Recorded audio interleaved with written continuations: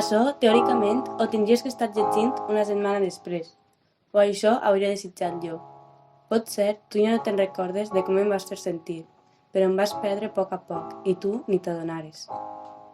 A mi em vas crear un sentiment tan fort que va aconseguir desfer-me. Ja mai tornaria a ser la mateixa. En aquest moment em vas ensenyar que no hi hauria roses sense espines, ni amor sense dolor.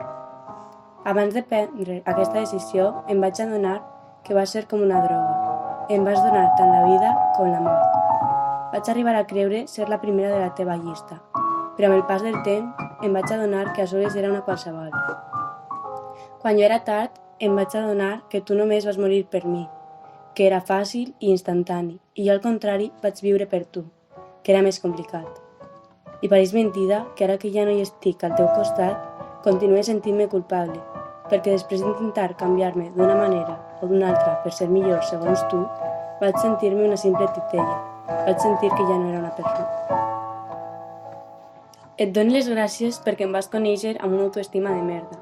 No em volia absolutament res i et vas convertir en un pilar fonamental, la persona més important de la meva vida.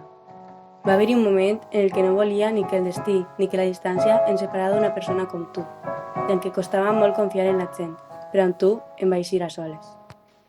En cap moment t'ho vas dir, però les meues amigues em van dir que no era una bona idea estar amb tu, que devia fugir d'aquella relació tan tòxica.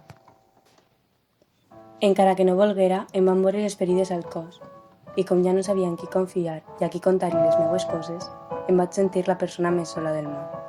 En el moment en el que em vaig precipitar cap al buit, vaig deixar de sentir el meu cos, i només vaig poder estranyar quan em mostraves un mínim interès, quan em volies de debò i es notava. Aquest record em va fer voler tornar enrere, però ja era tard.